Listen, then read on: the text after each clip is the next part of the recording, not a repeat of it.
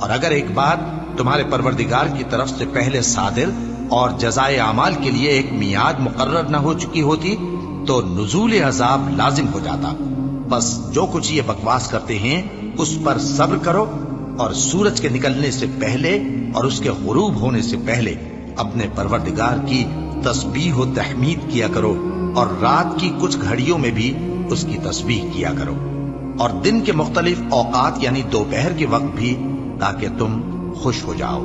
اور کئی طرح کے لوگوں کو جو ہم نے دنیا کی زندگی میں آرائش کی چیزوں سے نوازا ہے تاکہ ان کی آزمائش کریں، ان پر نگاہ نہ کرنا. اور تمہارے پروردگار کی عطا فرمائی ہوئی روزی بہت بہتر اور باقی رہنے والی ہے.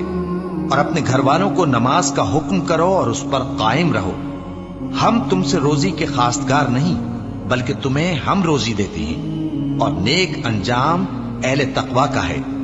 اور کہتے ہیں کہ یہ پیغمبر اپنے پروردگار کی طرف سے ہمارے پاس کوئی نشانی کیوں نہیں لائے؟ کیا ان کے پاس پہلی کتابوں کی نشانی نہیں آئی؟ اور اگر ہم ان کو پیغمبر کے بھیجنے سے بیشتر کسی عذاب سے ہلاک کر دیتے تو یہ کہتے کہ اے ہمارے پروردگار، تو نے ہماری طرف کوئی پیغمبر کیوں نہ بھیجا کہ ہم ذلیل اور رسوا ہونے سے پہلے تیرے احکام کی پیروی کرتے. کہہ دو کہ سب نتائج اعمال کے منتظر ہیں، سو تم بھی منتظر رہو.